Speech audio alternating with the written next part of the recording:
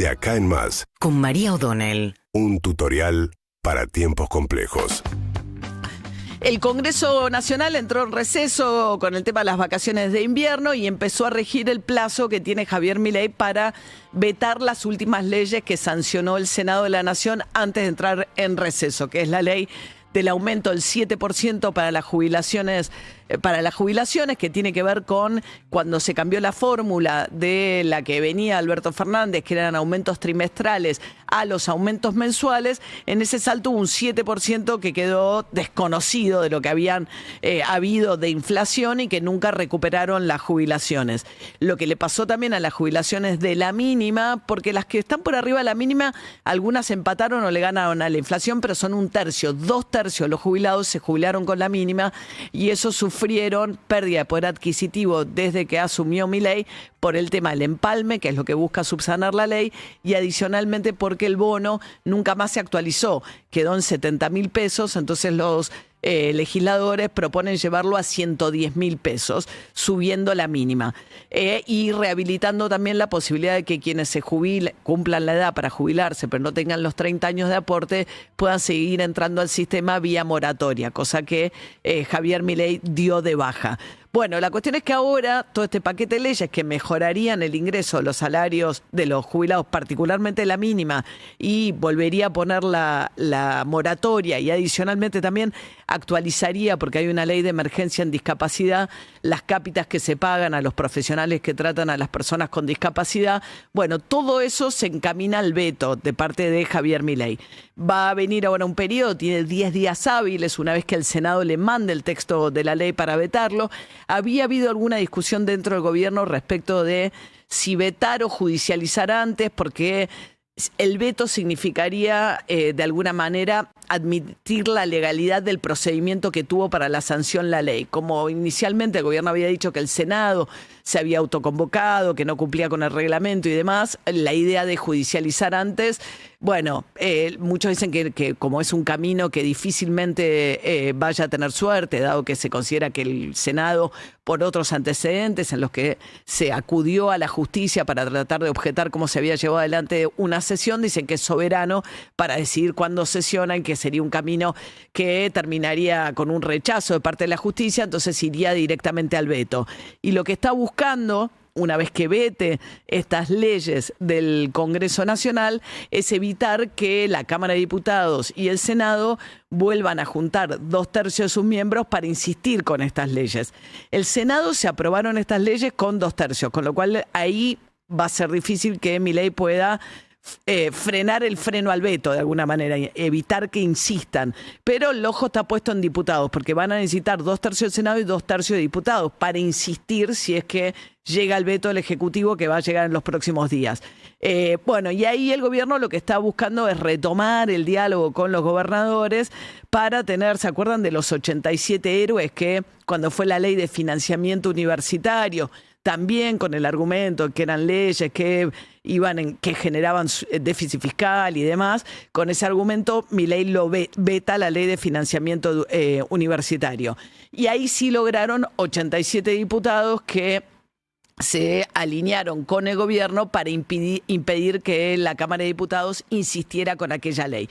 Bueno, el gobierno, después de haber dicho en su momento Milei que los 24 gobernadores son los 24 unos irresponsables fiscales que quieren dañar al gobierno, ahora está intentando abrir alguna línea de negociación para tener su bloque antiveto garantizado una vez que termine todo el proceso de las vacaciones. Pero bueno, mientras tanto, se produjo una escalada significativa en la pelea entre Milei y Villarruel, porque recordemos que Milei le había dicho traidora a Villarruel por haber habilitado esa sesión. Ella dice, yo no podía hacer nada, cumplí con mi rol constitucional. Bueno, se puso a contestar durante el fin de semana algunos mensajes que recibía por Instagram Victoria Villarruel, y ahí le dijo que por qué no, que si necesitaba financiamiento para financiar el aumento a los jubilados, que podía pensar en suprimir, por ejemplo, los fondos reservados de la CIDE o gastar menos en sus viajes que hace en vuelos alquilados Javier Milei. Después le contestaron que una cosa es un gasto eventual y otra cosa es incorporar un gasto permanente dentro del presupuesto. presupuesto y que no se compara el dinero que exige una y otra cosa. Pero después siguió, dice, después le dice, bueno, le decían traidora, dice, bueno, basta de que le mienta, y ¿por qué no dice de una vez en qué lo traicioné yo? Porque yo sí que tengo varias traiciones para contar, dice ella. Después le dijo que era un maleducado, dice, la educación, dice, es un chiquilín que ni siquiera me saluda, yo la educación no la pierdo nunca, dice Villarroel. Y después dice, soy el funcionario que más seguido ve al pueblo, dice, cuando le reprocha a otro usuario, ¿no? Le dice, voy al supermercado, me compro mis propias cosas y viajo por todo el país. Hace rato que nadie ve a los argentinos, pero se ve que a vos te parece muy bien cómo está el país, le dice, ¿no? O sea, como diciendo que los funcionarios y Milei y compañía viven encerrados. Y después dice, yo vivo mi vida en paz, dado que así vivimos los que no robamos. Habla de traiciones, habla de gente que vive encerrada, habla de gente que roba sin identificar a nadie en particular, pero es obvio el contexto en el cual está diciendo todo esto, y dice que no es cierto que ella sea una traidora, sino que cumplió con su obligación constitucional, y que tampoco es cierto que la única forma de financiar las leyes que aprobó el Senado sea con déficit fiscal, sino que podría mirar otras alternativas en el presupuesto Javier Milei. Bueno, la verdad es que eso estaba roto ya entre Milei y Villarroel, está claro. Lo que sí se ve es una Villarroel que ahora contesta, que ha decidido cambiar un poco la estrategia y contestar. ¿Cómo contestó Milei? Se juntó con Patricia Bullrich durante el fin de semana. Sacó una foto con Patricia Bullrich con él en Olivos, después ella fue como la vocera de Milei en los medios hablando mal de Villarroel. Pero lo interesante, decía David Cayón, que, bueno, la lectura, porque de la foto en la que está desayunando en Olivos Milei con Patricia Bullrich, escribe Milei, estamos conversando respecto a la estrategia para octubre. Con lo cual se sobreentiende que Patricia Bullrich muy probablemente sea la candidata a senadora en la ciudad de Buenos Aires en octubre, porque Buenos Aires elige senadores, y tener una mujer fuerte que vaya también a disputarle el Senado a Victoria Villarroel, que en tanto vicepresidenta ejerce la presidencia del Senado. Así que se ve ahí un escenario donde probablemente pongan a Bullrich como contrapeso de Villarroel en el Senado a partir de las elecciones de octubre.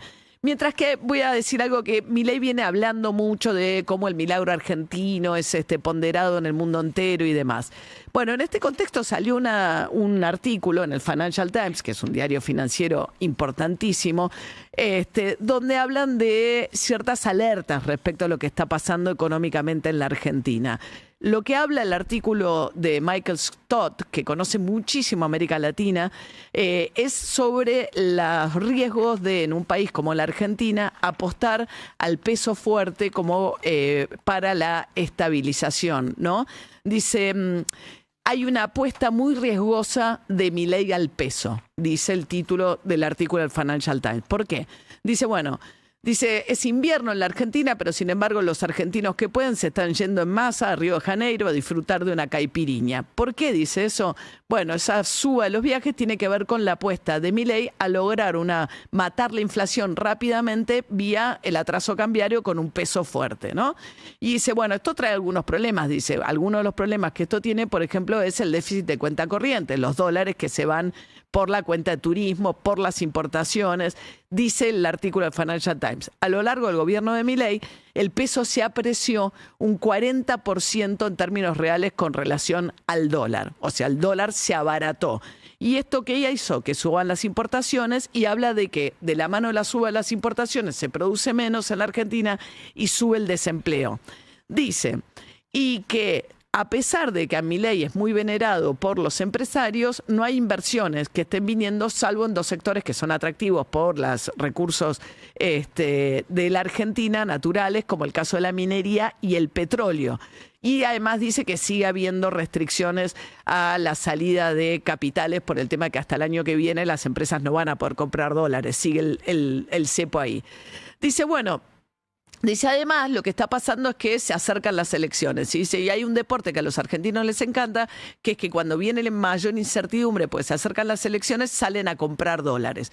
O sea que dice que va a haber más demanda sobre la venta de dólares, sobre la compra de dólares, sobre los dólares. Y dice, en un momento en el cual el gobierno decidió que como lo quiere mantener bajo, no compra. Y eso hace que Argentina no tenga reservas. Entonces se va a enfrentar a una situación de más demanda de dólares con un banco central que no fortalece fortaleció sus reservas a lo largo de este tiempo. Dice, bueno, el gobierno de Javier Milei es un gobierno muy poco tolerante a las críticas, dice el Financial Times. Con lo cual, no debe escuchar esto con mucha frecuencia porque mucha gente no se atreve a decir las cosas públicamente por la manera en que enfrenta las críticas Milei. Pero, termina concluyendo el Financial Times, la economía se ve frágil, dice el Financial Times. En un país tan dolarizado, vos no te podés dar el lujo de tener reservas tan bajas. Y a medida que que se acerquen las elecciones, esta incertidumbre se va a profundizar. Podría pasar, dice el Financial Times, que después de las elecciones Milei cambie de estrategia, decida que esto es insostenible en el tiempo y empiece a acumular reservas en el Banco Central y el dólar empiece a subir, dice. Pero bueno, es Argentina. En Argentina siempre hay que asumir que el riesgo existe.